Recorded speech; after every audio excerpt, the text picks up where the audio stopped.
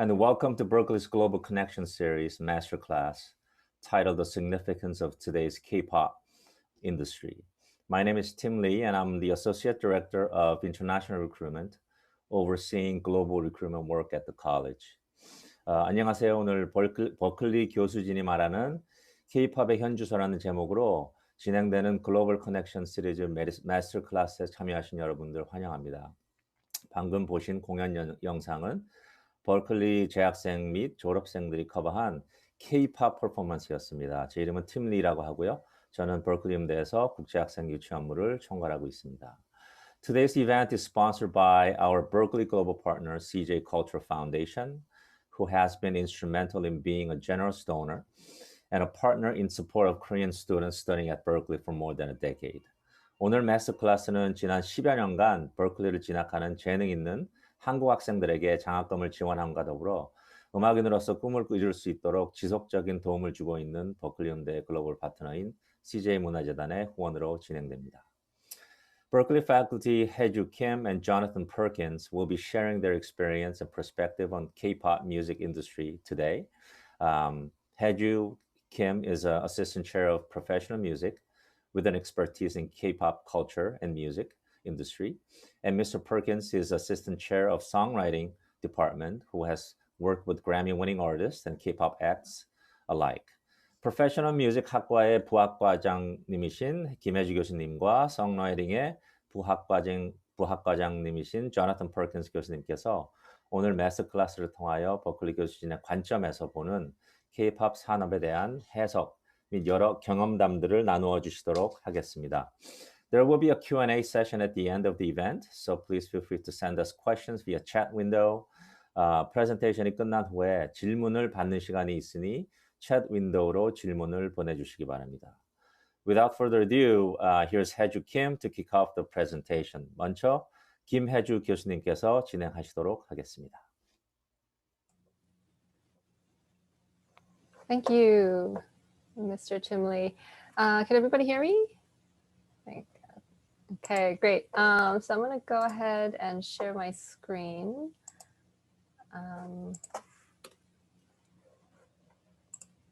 Just bear with me here. Okay, so I think we're in business, right? Okay, all right. Okay, so thank you and hello from Boston, everyone. Thank you for joining us. The rise and growth of Korean pop culture around the world in recent years has been tremendous, with K-pop receiving particular attention recently. In today's session, I'd like to take a look at K-pop's wide reach and some of the marks that it's made along the way before briefly introducing the professional music department at Berklee. When K-pop started out more than 20 years ago, culture critics and analysts thought that it would be a passing fad. Many were skeptical, thinking that it was just a Korean thing or an Asian thing with limited appeal, and that it would probably disappear as maybe a footnote in world music. But as I talk to you today, BTS and Blackpink are among the hottest music groups around the world, and it's very clear that K-pop has become a global phenomenon. With over 20 years of history now, and many notable achievements, K-pop has gained wide recognition to the extent that people no longer ask the question, what is K-pop? I do still, however, hear the question, why K-pop, as it moves from awareness to acknowledgement and on to broader acceptance. Why is K-pop so popular? What makes it stand out? And how does it keep attracting global audiences? So I want to take a moment to revisit some aspects that distinguish K-pop and that have continued, that have contributed to its popularity. K-pop is, of course, very visual. It often comes with slick choreography or a signature dance move that you can imitate. This makes it perfect for visual platforms like YouTube. In fact, K-pop songs don't just come with a music video. The songs are the music video. In terms of the music itself, K-pop is often very catchy and thus accessible to a wide audience. It also invokes a range of music genres, from rock to rap to pop to EDM, R&B, disco, and so on. K-pop is multi-genre, sometimes even in one song, And in this sense, it is, excuse me, actually difficult to pin K-pop itself as a genre. And K-pop is really a whole package. The music is good, but it's beyond just music. It's music, dance, choreography, fashion, storytelling, a multifaceted art form that gives you a comprehensive experience. And because of its highly visual nature and consistently high production value, it thrives on the internet. And perhaps most importantly, K-pop is participatory. It really is driven by the fandom. And I think this is one of the very special aspects of its culture. Fans can participate on many levels beyond simply listening to the music or following a song's dance moves. K-pop artists are highly active on social media, and this has been crucial to their popularity, as this interaction reduces the barrier between artist and audience, essentially nurturing relationships rather than marketing to fans in any one-directional fashion. These are some of the characteristics that have propelled K-pop to increasing visibility, awareness, and recognition in the global pop music arena. They speak to creativity, incredibly hard work, and consistently high production standards, as well as evolution of technology.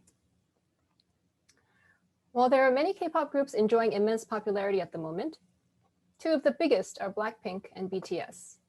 So I will review just a few of their achievements, starting with Blackpink, who debuted in 2016. Since their debut, Blackpink has quickly joined the Billion Views Club. Currently, at least 3 of their hits have over 1 billion views on YouTube. That's 1 billion. Blackpink also recently held the Guinness World Record for the most views within 24 hours on YouTube with their song How You Like That, which generated over 86 million hits within a day of its release. This record was broken by another K-pop group, BTS, this summer. Blackpink was also the first K-pop girl group to play Coachella last year, one of the biggest music festivals in the world. And they've also performed on several mainstream American television programs, including Jimmy Kimmel Live, The Late Show with Stephen Colbert, and Good Morning America. Now on to BTS. Here's a quick review of the reach that BTS has had in the American mainstream. BTS has been on The Tonight Show with Jimmy Fallon more than once. They were guests in 2018 and again this year, twice this year, once before the pandemic, and more recently this fall, just last month, for a 1-week-long residency, of course, remotely. And that's the group and Jimmy Fallon at Grand Central Station in New York, where they filmed earlier this year before the pandemic. Last year, BTS performed on The Late Show with Stephen Colbert. The show takes place in the theater where the Beatles famously made their American debut in 1964. BTS is often compared to the Beatles in their popularity and worldwide fandom. And here you see the comparison and the homage paid to the Beatles, with BTS in suits and in black and white. In 2017, they were on Jimmy Kimmel Live as well, another very popular mainstream program. BTS performed on Saturday Night Live in 2019. They were on Carpool Karaoke with James Corden in 2020, this year, just before the pandemic. And they were invited on The Ellen Show twice, once in 2017 and again in 2018. BTS was the first Korean act to perform at the Grammys earlier this year with Lil Nas X, here performing Old Town Road.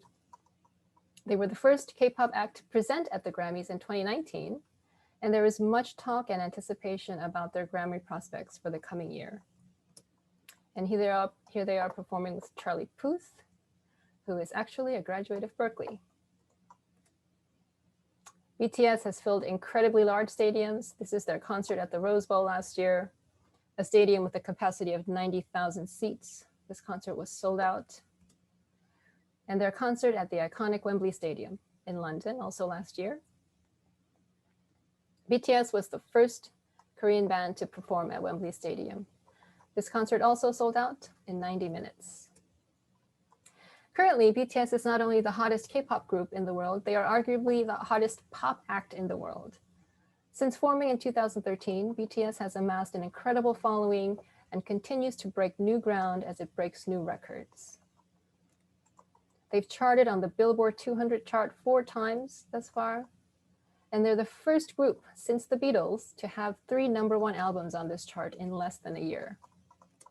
They've won the favorite social artist award at the American Music Awards in 2018, beating out artists like Cardi B, Ariana Grande, Demi Lovato, Shawn Mendes. And they've also won the top social artist award at the Billboard Music Awards for the past 4 years. BTS holds the record for the most YouTube views within a 24-hour period, breaking Blackpink's record this summer with the song Dynamite, which gained over 100 million views within 24 hours of its release. And they've been invited to speak at the United Nations General Assembly twice, once in 2018 and again this year. Their music carries a positive message of self-love and of embracing yourself and your identity, which has resonated with people of all walks and ages all across the globe. And you see here that they were featured on the cover of Time magazine in 2018. BTS has about 20 million followers on Twitter, and they hold the Guinness World Record for most Twitter engagement. To give you an idea of this activity, this is a map created by Nicole Santero, who is currently conducting research on BTS fandom for her PhD. The map shows the BTS related Twitter activity in March of this year when they released their music video for Black Swan. And as you can see, the fandom is really very global. It's spread out across the map, not concentrated in one geographical area. BTS fans, called ARMY, really reflect a diverse cross-section of race, ethnicity, nationality, gender, and age. And I like to animate this map just one more time as I tell you to look for that one dot at the bottom of the map in Antarctica. It's there, and I'll animate it just one more time. Right there. So there you have it in Antarctica. This map shows the Twitter activity around the Match a Million campaign in June of this year, after BTS donated $1 million to the Black Lives Matter movement. Within a day, BTS fans matched that amount to donate $1 million of their own to Black Lives Matter.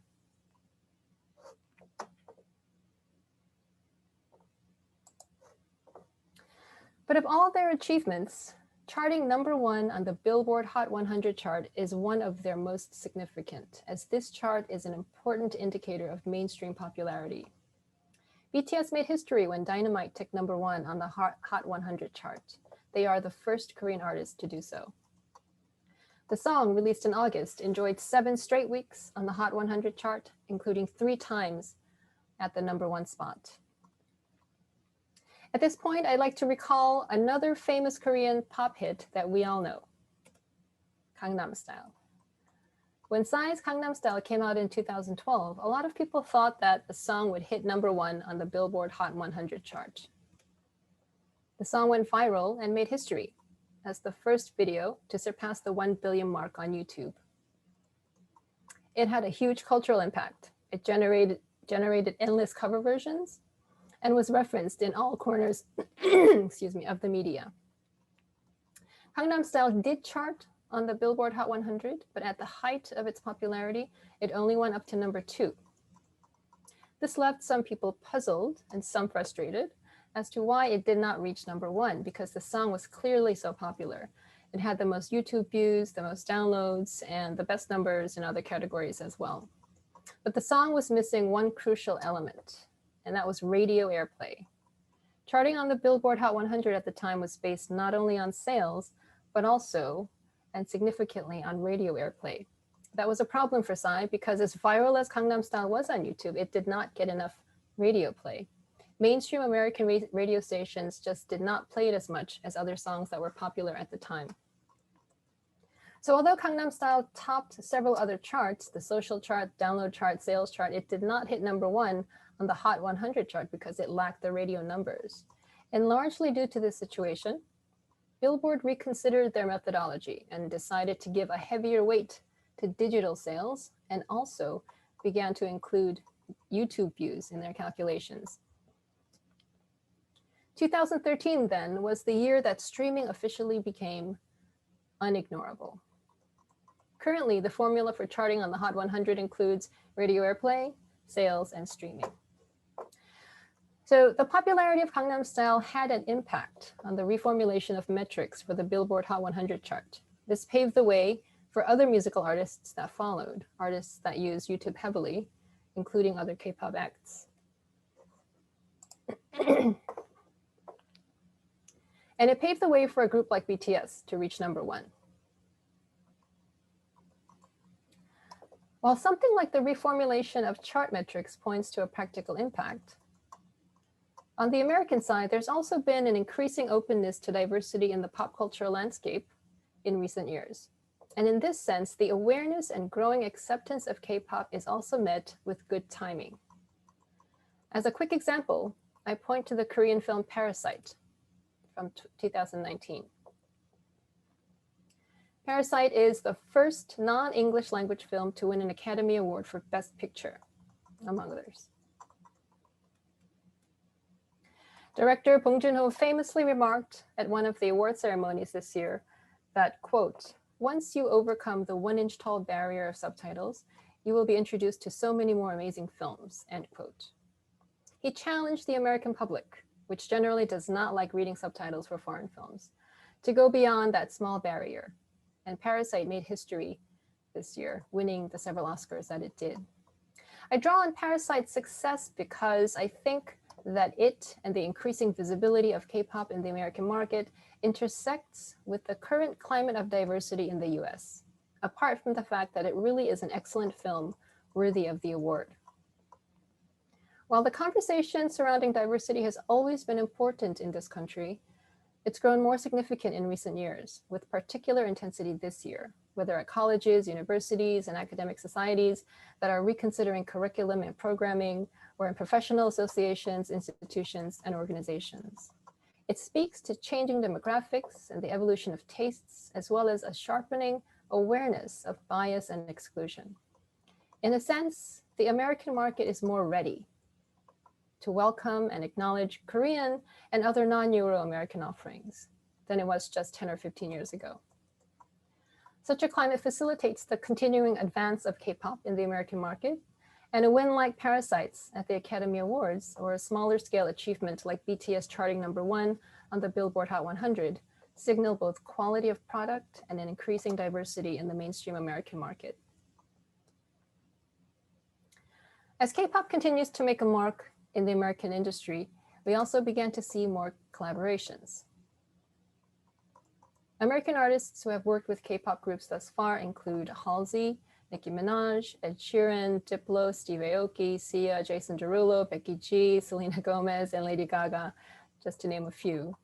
And others have expressed interest in working with K-pop artists, including Shawn Mendes, Tinashe, and even Dolly Parton. Partnerships are also growing. Last year in 2019, SM Entertainment debuted Super M,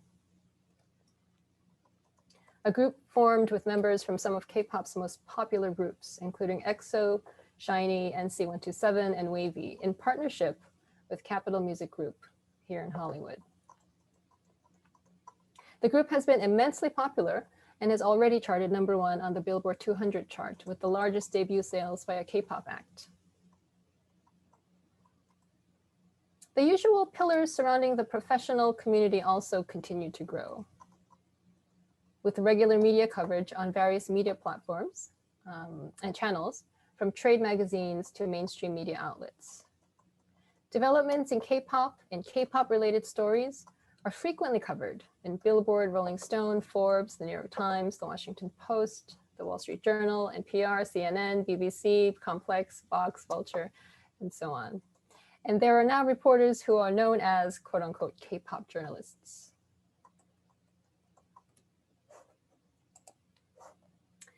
And finally, excuse me, K-pop advances in making a mark with innovative technology and design.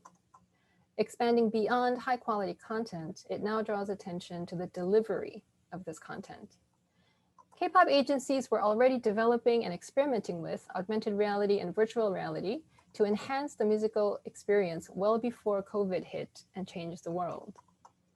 So if K-pop as a culture was not exactly prepared to deal with the pandemic, it was at least very well positioned. During the COVID era, while most musicians around the world had to stop all activity, Big Hit Entertainment and SM Entertainment have produced live streaming concerts with great success, showing not only the possibility of holding concert activity in this restricted environment, but also showing its rich potential for new and alternative experiences. And once the world is past the pandemic, these technologically enhanced concert experiences will likely stay, not to replace live performances, of course, but as a complement to them. And as a leader in this area, the case of K-pop can serve as a model that influences other music industries around the globe. In these ways, K-pop and Korean pop music broadly continues to impact the global pop music community as it makes its mark on the American and the larger music industries. As such, it is writing, or at least informing, a new chapter in the history of American pop music. And if I may just take a moment here to talk personally, I will say that it's been a special thrill to see these exciting developments in Korean music in recent years. When I came to the United States in the 1970s, there was practically no Asian representation in popular music or pop culture. Maybe there were some Western classical musicians, but practically nothing visibly in the mainstream American media. So to see rich talent coming out of Korea and dynamic music and content coming from these artists is both fascinating and gratifying. And we are eager to welcome talented students from Korea here at Berklee, who will take us into the next chapter of Korean music. So I'll spend my last few minutes saying a few words about Berklee and about my department. As a leading institution of contemporary music, Berklee embraces diversity on many levels. For one, it celebrates a diverse range of musical genres. I think of the multi-genre of K-pop and how Berklee is really an ideal place in this regard, where students are exposed to and trained in many diverse styles of music. Also, and importantly, Berklee is a global and outward-facing school. About 1/3 of our student population are international students. And Berklee graduates work in music industries across all corners of the globe, including Korea. And with that, here's just a short list of some Korean musicians who have come through Berklee in the past. Saxophonist and big band leader, Chung Sung-jo, who is one of the first Koreans to enroll at Berklee back in the 1970s. Composer and singer-songwriter, Kim Dong-ryul. Singer and lovely vocalist, Chang Ye-jin. And the famous and extraordinary Psy, of course.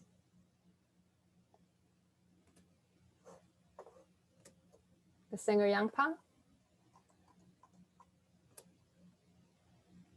We have the rocker and musical theater artist, Sung Tak.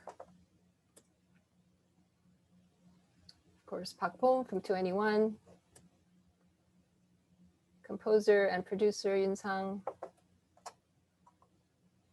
And of course, Kenzie, one of SM Entertainment's secret weapons. Kenzie has written songs for BoA, Kangta, Girls' Generation, Super Junior, FX, EXO, among others. Okay, so I'd like to introduce just a bit about the professional music department, or the pro music as we call it, at Berklee. So what is the pro music major? The pro music major is designed to provide students with the opportunity to choose their own path of study while also developing the practical skills needed for a career in music. So simply put, it's a course of study that allows flexibility in choosing your own academic path. And with an understanding that music professionals need to be skilled in both the artistic and the administrative and business aspects in today's music industry, it focuses on entrepreneurship while encouraging creativity.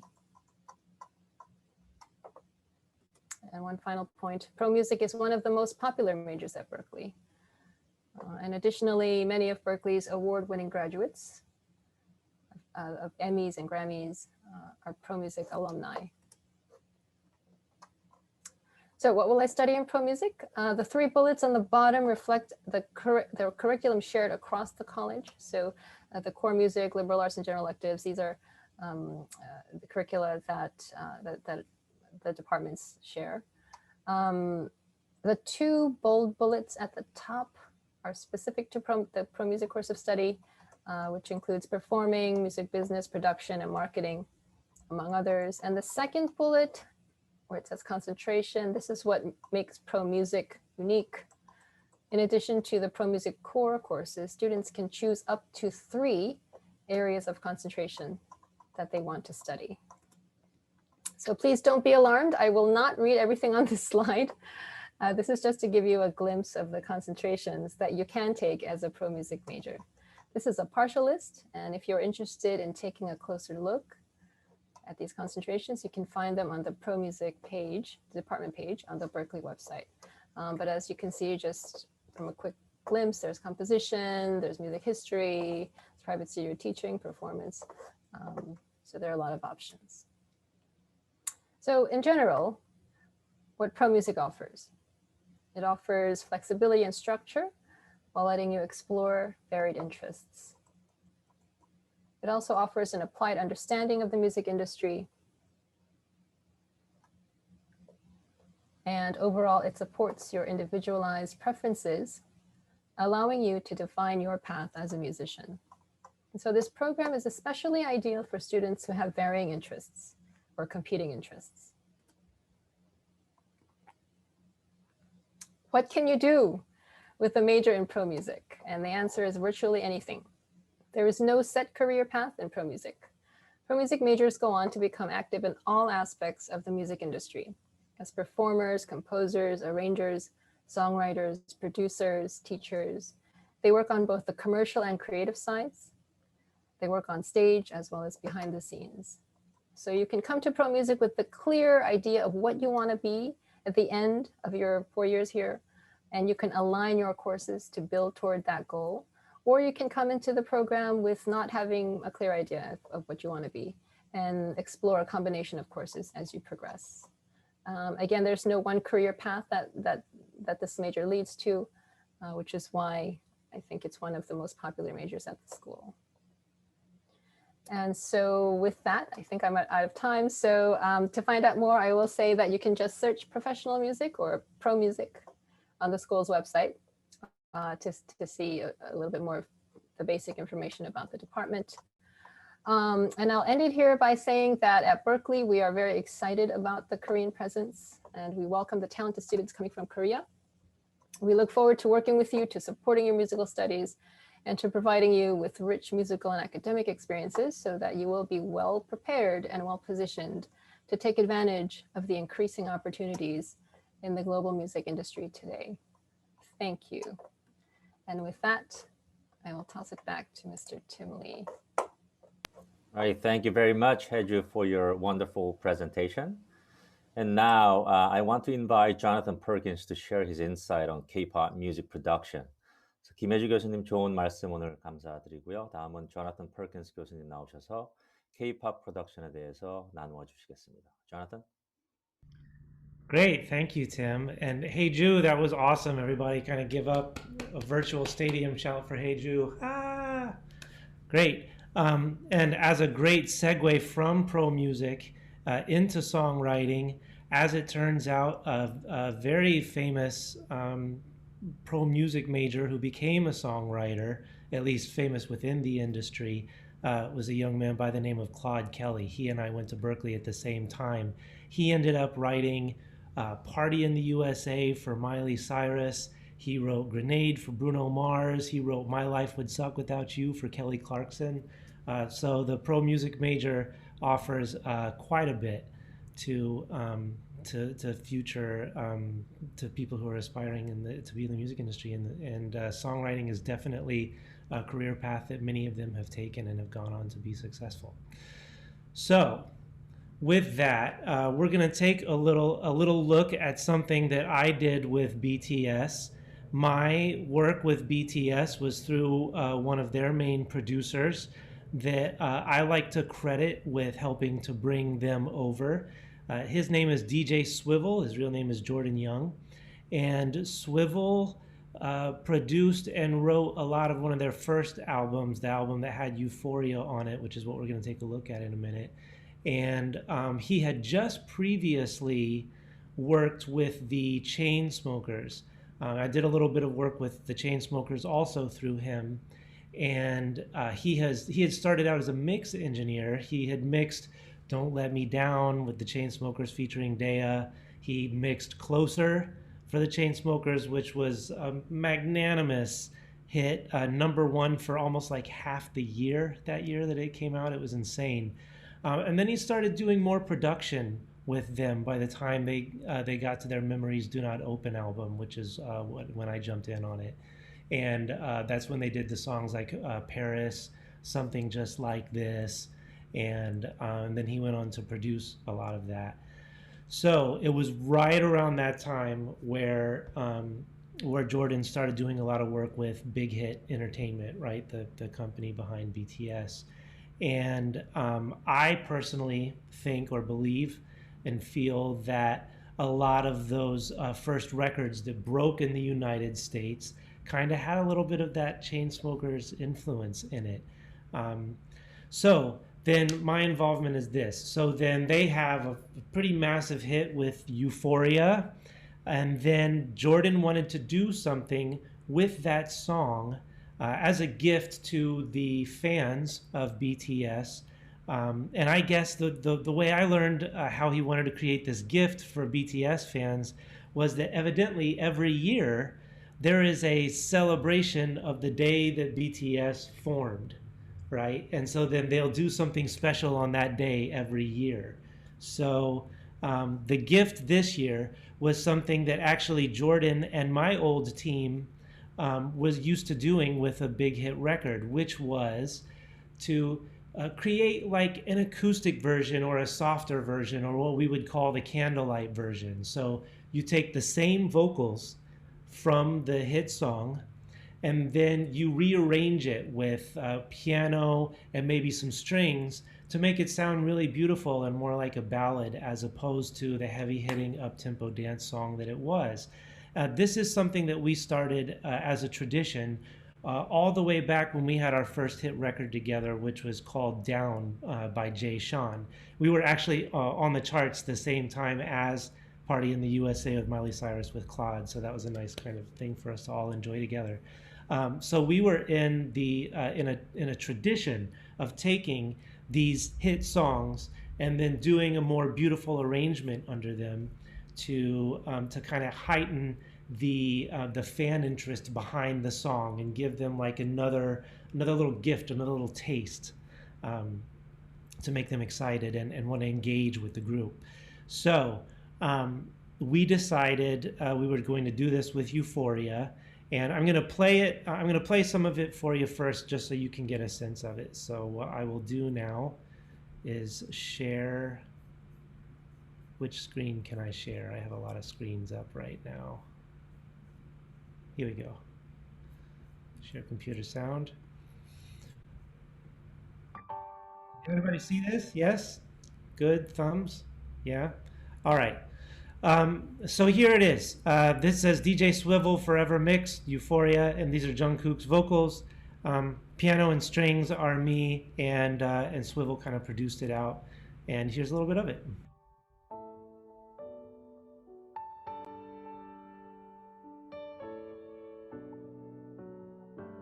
너는 내 삶에 다시 뜬 햇빛 어린 시절 내 꿈들의 재림 모르겠어 이 감정이 뭔지 혹시 여기도 꿈속인 건지 꿈은 사막의 푸른 신기루 내 깊은 곳에 아프리오리 숨이 막힐 듯이 행복해져 주변이 점점 더 투명해져 저기 멀리서 바다가 들려 꿈을 건너서 숲을 너머로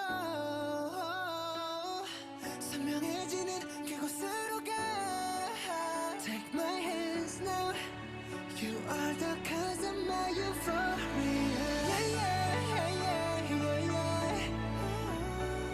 Oh yeah, yeah, yeah, yeah, yeah. Euphoria. Yeah, yeah, yeah, yeah, yeah. Close the door now. When I'm with you, I'm in utopia. 모두 나처럼 지워진 꿈을 찾아. Okay, I'll take a pause there. So there's a taste of it, right? And the first step in doing a reproduction of this is they give you the what we call the acapellas, right? Which that's just the vocals all by themselves. So let's go ahead and open up the session. So what you're going to see is the actual session where this stuff was, where everything was put together, right? You're going to see the separate string tracks and the piano track and the separate vocals. So I'll share that with you now. And here it is.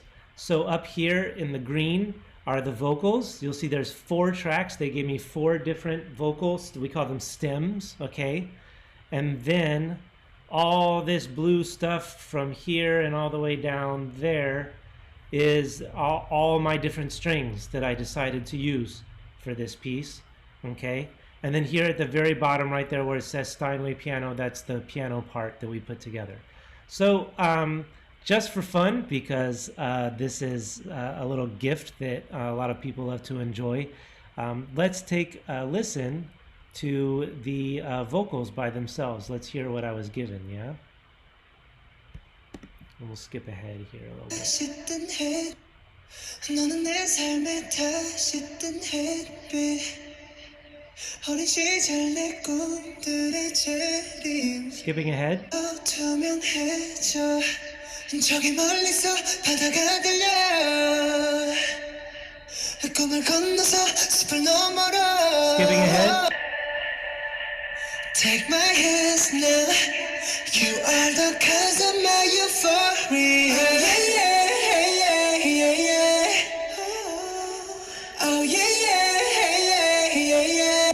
So you've got your main vocal here singing the chorus, right? Take my hands now You are the cause of my euphoria yeah, yeah, yeah, yeah.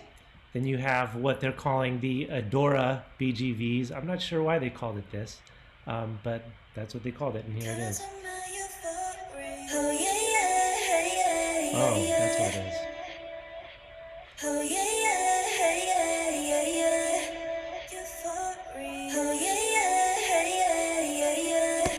So then he actually had his co-writer sing the backgrounds there. That is actually the woman that he wrote this song with. It was Jordan and her, and then they wrote the song together.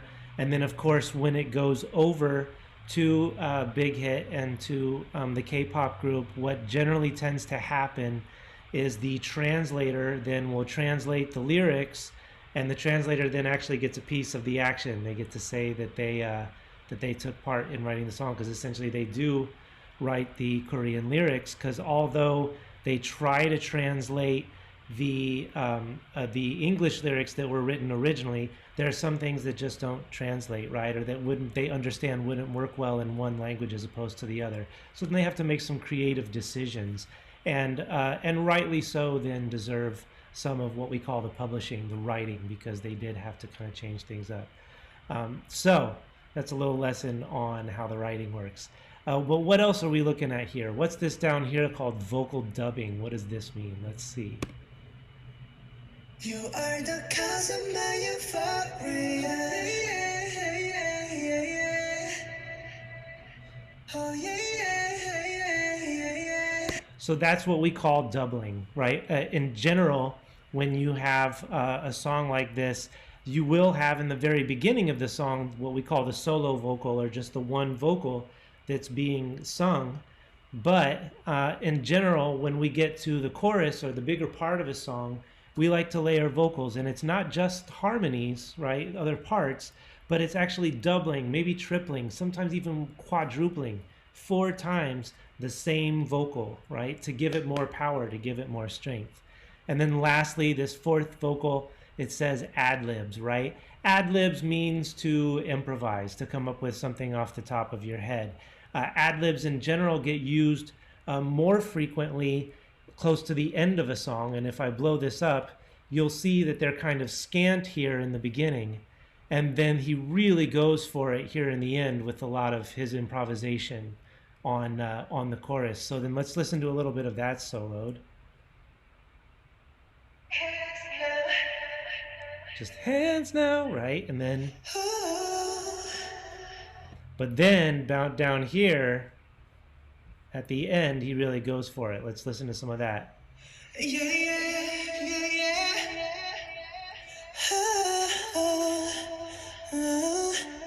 Right? And then let's hear that with the vocal in it so that you can hear what it's up against. For real. Yeah, yeah, yeah, yeah, yeah, yeah. Oh, yeah, yeah, yeah, yeah, yeah. You're for real. Yeah, yeah, yeah, yeah. Close the door now. When I'm with you, I'm in utopia. All right. And then everything together there. 'Cause I'm not euphoria. Yeah, yeah, yeah, yeah, yeah. Oh, yeah, yeah, yeah, yeah. Euphoria. Yeah, yeah, yeah, yeah. Close the door now. When I'm with you, I'm in utopia. Right.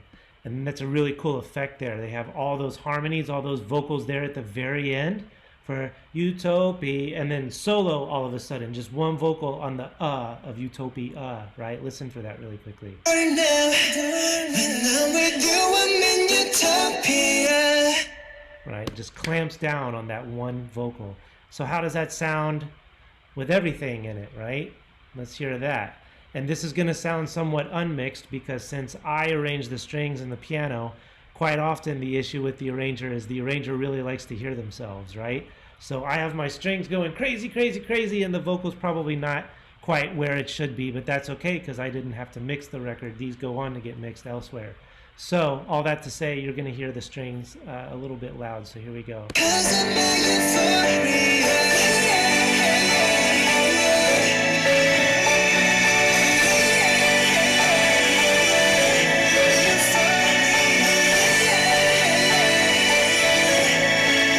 Close the door now. When I'm with you, I'm in utopia.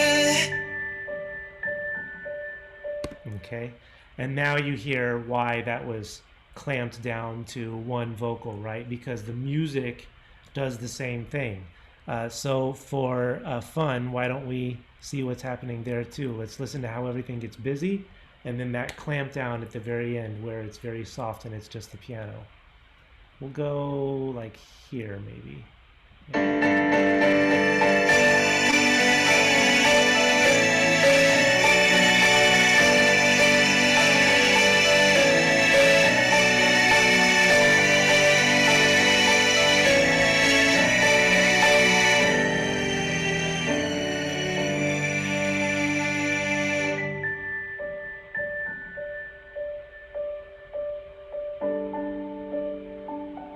Okay, and there you have it. So, so how did this start? How did we do this, right? What did we start with? Did we do the strings first? Did we, where did everything come from? So as I said, the vocals all came first, right? And then we had to figure out, okay, how are we going to have the strings come in? We know we want it to be big at the end. How much of a presence should the strings really have in the beginning? And I think you can see visually the decisions that were made. I personally love cellos. So you see over here it says cellos. The first strings you ever hear in this piece are the cellos. I'm assuming probably somewhere right around the first pre-chorus or chorus, but we'll get to listening to that in a minute. And then I slowly layer. I have everything kind of laid out here with my violins at the top, and then a violin ensemble, violas at the top, and then this is some individual cello lines that come in at the end, a little out of order. Cellos, more cello line, because again, I love cellos. The basses, right, or the bassi that we call them, those are the big double basses, right, that handle our low end. Staccato, right, which is a fast and short hit on the note of the instrument, and that's just deep, deep, deep, deep. And then there's even a harsher staccato called spiccato, where they're really just bang, bang, bang, just really, really eclipsing the note right on the top with a lot of attack. So it's like an even sharper staccato. And then here, tremolo is my favorite thing. I became famous for this with all the records that I ended up doing with Jay Sean and Pitbull and the Chainsmokers.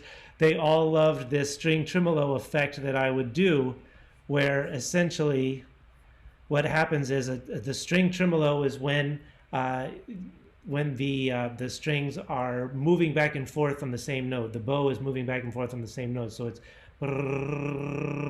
right?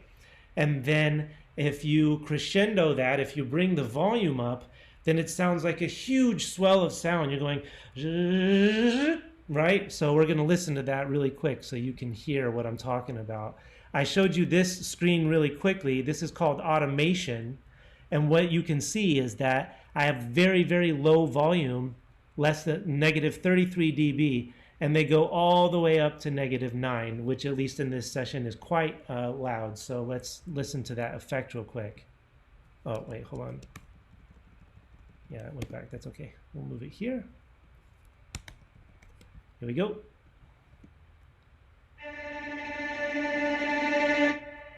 Right, and then off the note, okay? So that became sort of my thing. They always asked me to do my string tremolo in a lot of our songs. Here it is building up into a bit. I wonder if this is an even bigger thing or if it's the same.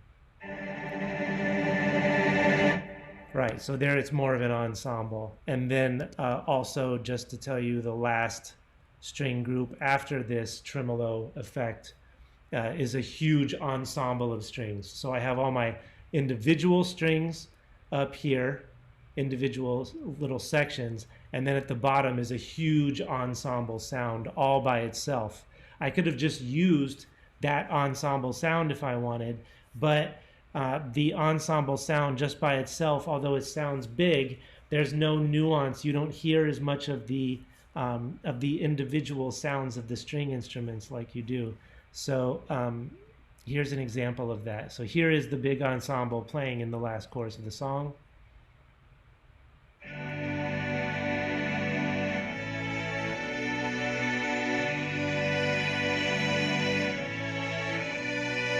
Right, so it sounds fairly good, but if I play this ensemble instead,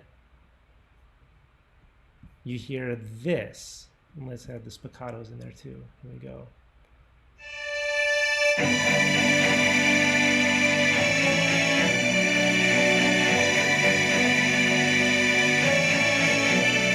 And now that extra ensemble is just going to add what I call body, what we call beef, right? You're not going to hear it as much in your face as you hear these other string instruments, but you're going to feel like something is different, like something is more full. So we're going to go back and forth between playing it and with you hearing it and then with you not hearing it. I'll take it in and out so that you can hear the difference. Here it is without. And in.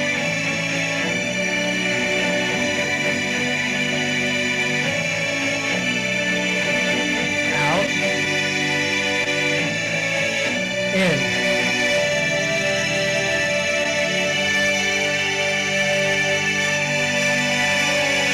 Right? I'm hoping that that we can hear that. Yes, if I were to see your faces, I'm hoping that I would see some nods that you can hear that difference. Okay, so that's a little look at the strings. Lastly, the way this really started out was the piano. Right? He gave me the vocals. And he said, all right, I want you to listen to Utopia in the way that, Euphoria in the way that we did it. And then I want you to interpret it on your own with the piano. So that does mean that we are taking the original and playing with it. So the original, just a few bars of that is here.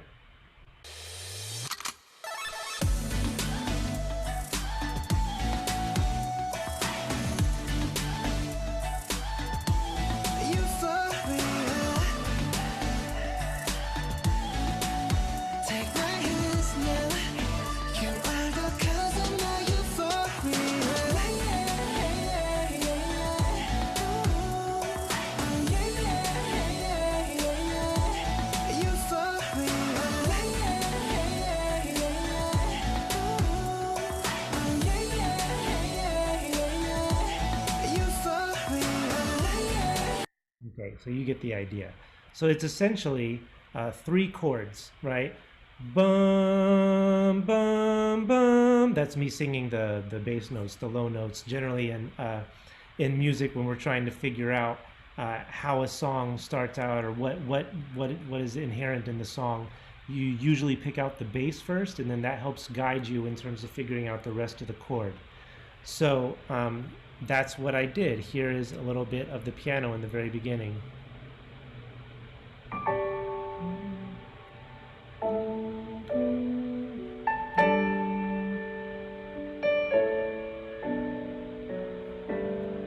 So it's those same chords, bum, bum, bum. It's just I'm not doing a lot of the rhythmic bum, bum, bum, bum, bum, bum, bum, bum, right? It's very soft and very easy. I wanted to do that to match Jungkook's vocal. He starts off very kind of soft and almost introspective, I think. So I wanted to create this kind of beautiful texture for him to sing on top of. And what's great about this actually is after we did the piano and string arrangement, Jungkook heard it, and he actually came in to re-record certain parts because he was so moved by it that he wanted to do the arrangement justice. So the version that got released actually has different vocals than what you're looking at here, just in a few key places, not everywhere. So that was a real honor. That was great that he jumped in on it and did that. So let's take a listen then, just to the arrangement as is for a minute, and let you hear how everything kind of comes together. I'm going to do what we call dropping the needle, like you drop the needle on a vinyl record, and kind of skip ahead to certain places so you can hear how everything built, okay?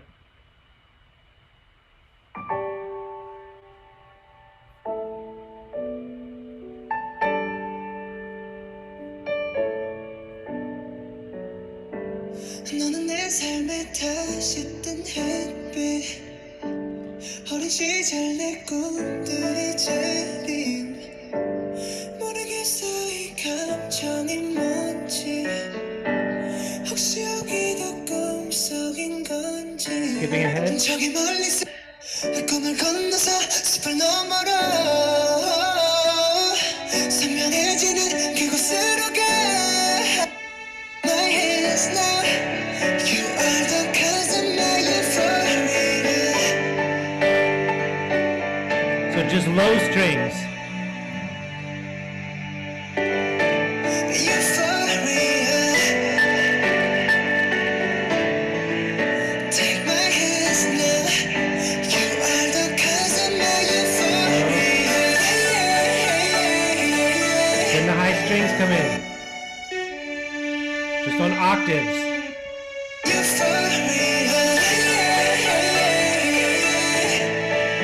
Close the door now When I'm with you I'm in utopia And here's those staccato strings.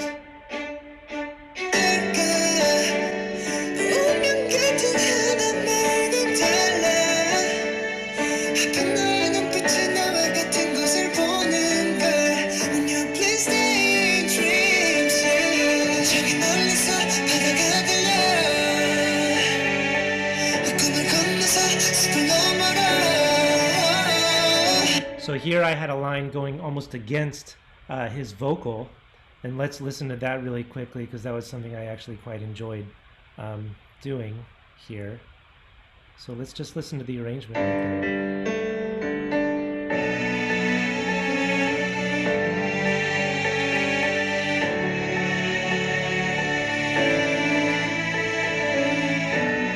And I believe it's this line that I enjoyed so much. Let me check it out.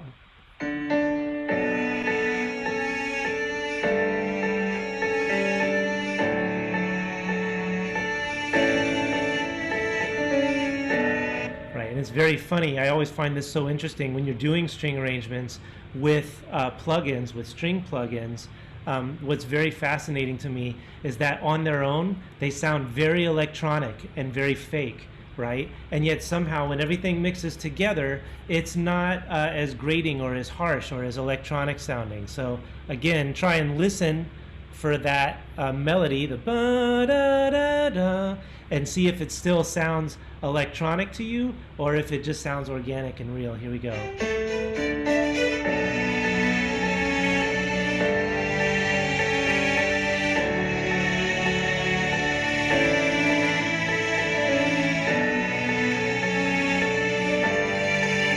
Right?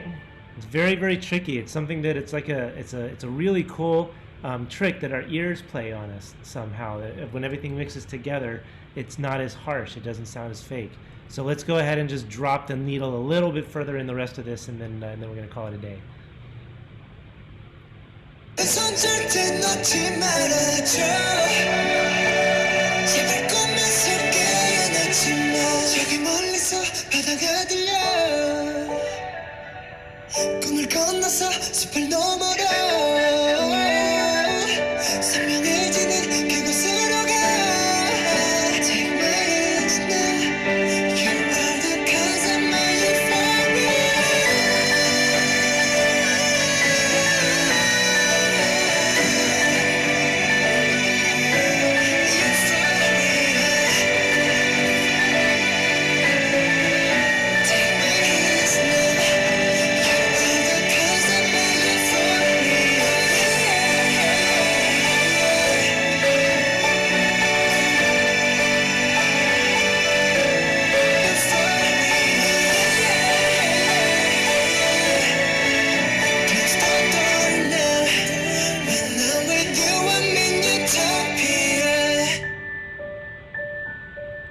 That you've already heard. And lastly, I did do an homage to the chun chun chun chun chun chun chun chun in the original production with the spiccato strings. He wanted me to do it as well, which I loved. I kind of snuck it in there. This.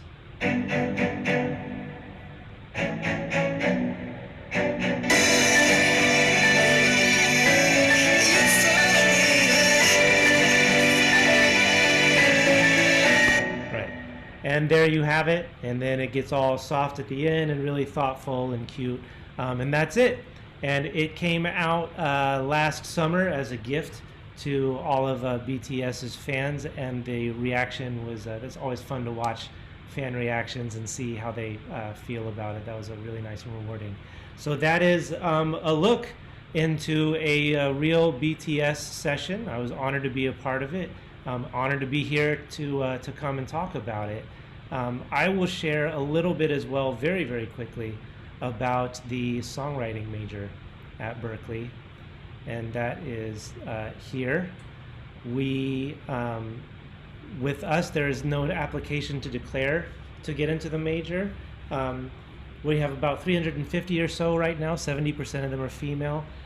It's not possible to minor in songwriting, although as you saw with Hae Joo's presentation, pro music students can specialize in songwriting nonetheless. There's a lot of great gender parity in the faculty.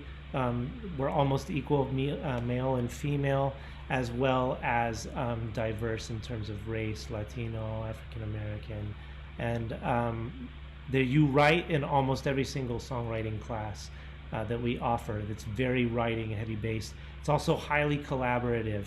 That's something that you're going to find in any major at Berklee, especially though pro music and songwriting. They're highly collaborative majors. So if you come in with this idea that you're going to be your own artist and do your own thing and write all your own songs, that's fine, but there's going to be a heavy stress to help you grow and learn through collaboration and through what you learn by working with others. And then, as we mentioned before, the students go on to multiple career paths. We've had quite a few amazing songwriting majors go on to serious success. One of them, who was also there at my time, at my time in Berklee, was Justin Tranter, one of the biggest pop songwriters in the world right now. He wrote Hands to Myself for Selena Gomez, Centuries for Fall Out Boy, Believer for Imagine Dragons. He's just a monstrous songwriter. Here's a look really quickly at some of our faculty. Cara Dioguardi is a famous hit songwriter. Pat Pattison is our star lyric teacher. He came up with the lyric curriculum at Berklee and is still here. And he's gotten much praise by many of the former singer-songwriters who came to Berklee, such as John Mayer, who has specifically shouted out Pat. Rodney Alejandro down here is our newest faculty member, and he heads up a lot of our more advanced production work. He used to work with the band The Script, which was really big in the early 2010s. Moving on, you see there's some lyric writing, songwriting, some arranging, some music production courses where you work actually in a DAW, whether it's Logic, Ableton, or Pro Tools. Then there's specialized advanced classes, portfolio classes, and then of course a business course so that you can understand the business behind what you do, publishing companies, PROs, things like that. And here's just some of our famous alumni. That's Justin Tranter, who I mentioned earlier.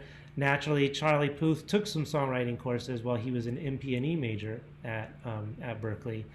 John Mayer, of course, Gillian Welch, and Amy Allen, who has written some pretty serious hits more recently for Halsey.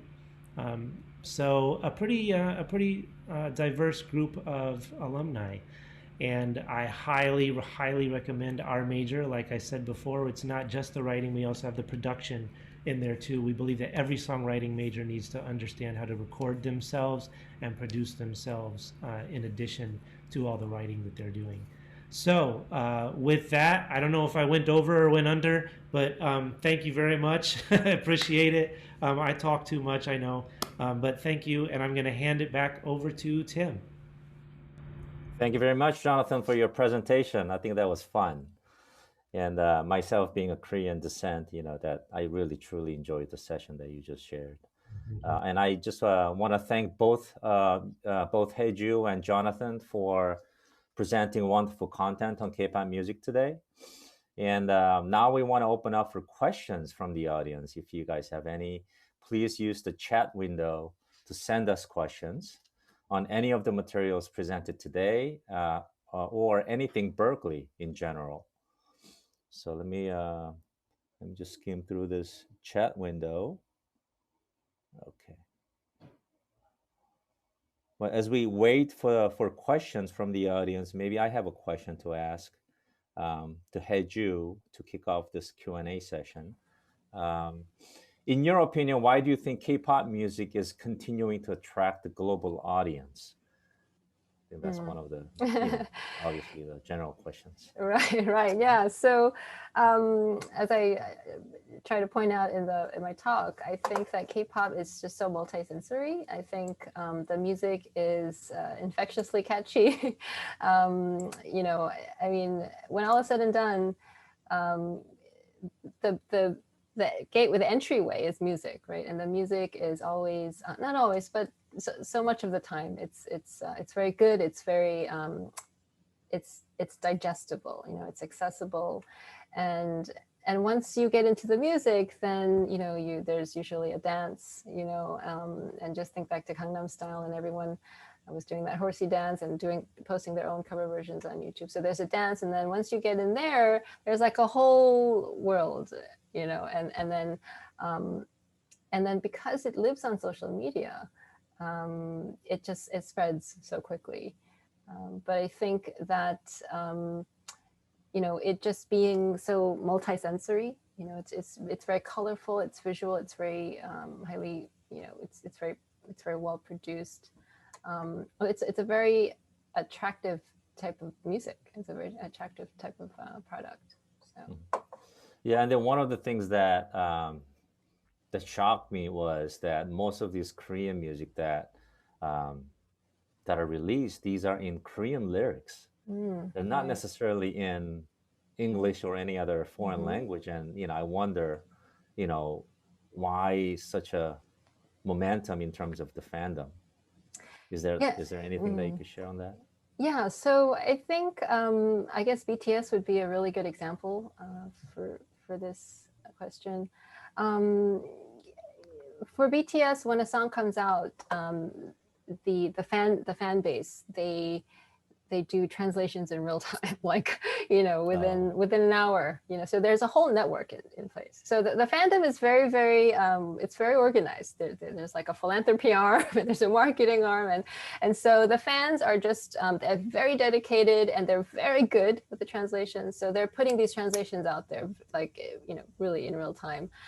So those translations get circulated. And I think that, once you like a group or once you like the music, you seek out the translation and you find out more about that artist, and then you sort of develop your own sort of relationship with that artist. And I think, it's not such a foreign idea to think that we can like something that's not in our language, right? I mean, I think of Edith Piaf, and I would sing that song, and I studied French in my years, and I would look up the translation, and so I don't see that as a deterrent. And I think even when Gangnam Style came out, people were rapping those bits in Korean without even knowing what they meant, so I don't really see that as being something that would, deter people. I mean, just look at opera, Italian opera. I mean, we consume Italian opera, German lead, so. Yeah, cool. All right. And then, along the same line, the BTS's latest track, Dynamite, that was completely in English, right, as opposed to the previous tracks that were in Korean. Mm-hmm. And, maybe the audience may wonder, why do you think, there was such a shift? And then how did that, maybe impacted, charting at number one on Billboard charts? I don't know. Yeah, so I will say that I think that having released Dynamite in English did help them to achieve the number one. But I think that BTS did not approach that song with this agenda, thinking, oh, we really want to, let's try to write one in English this time so we can actually, make a big mark. I don't think that was the case. When the song was sent to them by David Stewart, I think he's based in the UK, they liked it and they made a few tweaks, and they thought it worked. Instead of translating those lyrics, they just kept it and they kind of tweaked it into tweaked a little bit, in sort of maybe more digestible English. I don't know what sort of tweaking was there, but they just liked it and they decided to keep it. But I do think that it did help them get that radio play, but then again, you see this organic relationship where the other two categories are so huge, right? Because the fandom is so huge with the streaming and the sales, that they're calling in to the radio stations and they're requesting it, right? So it's sort of feeding each other. And so I would say also that Dynamite did hit number one, but BTS also has several songs that did chart on the Hot 100, not number one, but within the top 10 that were in Korean. So that's all to say that BTS became global stars by singing songs in Korean. So I think that Dynamite is a special case, and I think that it did help them. But I would say that that's not why they wrote it in English. Okay, cool. Thank you. And Jonathan, I have a question for you. So what is the difference between writing for K-pop versus Western pop? Is there any difference that you felt when you were working with K-pop acts? Oh man, I mean, I'll admit I wasn't in the room when Euphoria was written, but I have written for Taemin and SHINee and NCT 127 before as well. And I'll say this: there's a specificity to Western pop that is very, I would almost say snobbish to a certain degree, that we all willingly take part in. They say that it's easy to kind of break everywhere else in the world, but that it's the American pop is like a very specific sort of thing that you have to hit. So I found, knowing that we were going to be doing K-pop sessions, I found that there was more freedom to explore things and explore music and songwriting in a way that I would not with American pop music, because with American pop music, it was like, oh man, is this chord progression market friendly? Are these melodies market friendly? Like, are we hitting American pop? Whereas with the K-pop that we were doing, especially in the beginning when we were first starting to work with Taemin and NCT 127, we felt like we were throwing a bunch of different things at the wall and just seeing what could stick. So we wrote some songs that were like almost bluesy, that had like nothing to do with what NCT 127 were interested in. But the more like happy and upbeat and like super fun stuff and very rhythmic stuff was the stuff that they responded to.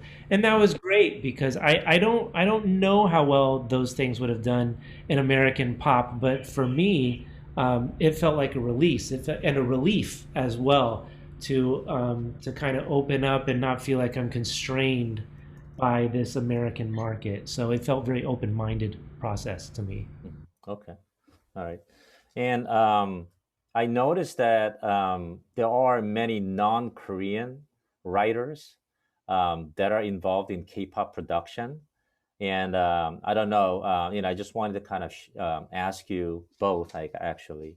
I don't know what the percentage of the writers in terms of the K-pop music, and how are they getting opportunities to do the work in K-pop music industry, and is it something that the labels and production companies in Korea are, constantly reaching out um, to everyone globally, all the writers, and maybe they're pitching songs, and they're just choosing randomly out of those songs that they receive. I just wanted to kind of ask you this question so that the audience may, they may be interested in writing for K-pop, and they may not know the way to navigate through it, to get an opportunity. So I just wanted to kind of, I know that Jonathan, you mentioned something about DJ Swivel, working with you, but if you've heard anything from DJ Swivel, even how he managed to get that opportunity for himself. Yeah. I mean, he had quite an amount of success already with the chain smokers, right? And he's also a really good salesperson, because he was known as a producer. He didn't write for the chain smokers, but he sold himself as a writer producer, along with his kind of group of what we call top line writers. And essentially, Big Hit and SM contacted us, like when we worked with Taemin and NCT 127. That was all Big Hit and SM calling our management company, and flew a bunch of us over. I didn't go, but a whole contingent of producers and writers all flew to South Korea to do writing camps, to do week-long writing camps. So they just wrote and wrote and wrote and wrote and wrote, and then pitched to various different groups and solo acts there. I believe, I also believe that Big Hit and SM footed the bill, Mhm. which is pretty significant, because that does not necessarily happen with a lot of writing camps here in the U.S. You want to go to a writing camp for Rihanna and you actually get called in to do it, great, but you better, do all the travel and the hotels yourself, right? Whereas Big Hit and SM took care of that kind of stuff with our group. Yeah, and I would say that I don't know of what the percentage is. I think you're asking, Mhm. but I do know that there is a significant presence of not non-Korean talent that's doing some of the writing. I think it differs by agency, because I know that SM has quite a presence or relationships with a group in Sweden. So they have a lot of songwriters out there, and they do writing camps there. And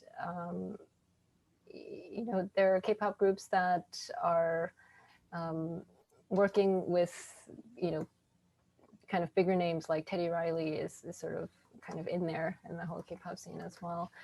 So that there is outsourcing, and they're not just writing within their own teams. And as you know, the entertainment agencies, the big three, JYP, YG, and SM, and now Big Hit, there are these these sort of big hubs, one stop, right? They're like they do everything, the managing, the labeling, the record producing, all that. So definitely there's outsourcing going on. So the talent is coming in from all over the world. But I'd have to research what that percentage is for each agency. Okay, thank you. And we have a question from the audience, which will be the last question because we're running out of time. So the question comes from India. Do you think that K-pop will open the doors for other Asian music industries to become mainstream or gain more global recognition? Yeah, I think that it will. In a real way. That's what made me talk about Parasite, that film, because it really, it broke this sort of wall, right? The American Academy of Motion Pictures, and for a non-English film to gain that award, I think that it sets it kind of opens the door a little. Right. So I think that, as long as there's good music and good content coming out of wherever, that the conversation on diversity in the US right now is going on. I'm not saying that it'll happen overnight, but I think that it will, the doors will open. And the artists are out there. I mean, it's not like there are, BTS is the first high profile K-pop Asian group, obviously. I mean, Far East Movement also was very big 10 years ago. They charted #1 with like a G6. And so that talent is out there. I think that, since Parasite won, there are other sort of Korean American movies, or Asian American movies. There's a movie called Minari that's being kind of talked about for the Oscars. And so I think that conversation is widening. So I think that it does make an impact in kind of like the public awareness, but also, right, the music has to be good, right? So Yeah, right. okay, great. Well, thank you so much for everything. And actually this concludes today's event. I just want to thank everyone for being here with us today. And just as a reminder, we have more exciting virtual events coming up on different topics, so please make sure to visit us online for more information. And if you have any questions about Berklee in general, please feel free to email us at admissions@berklee.edu. And we hope to see many of you again in our future events. All right. Thank you and see you next time. Thank you, everyone. Bye-bye. Thanks, everybody. This was fun. Take care. It was awesome. Good night. Thanks, everybody. Bye.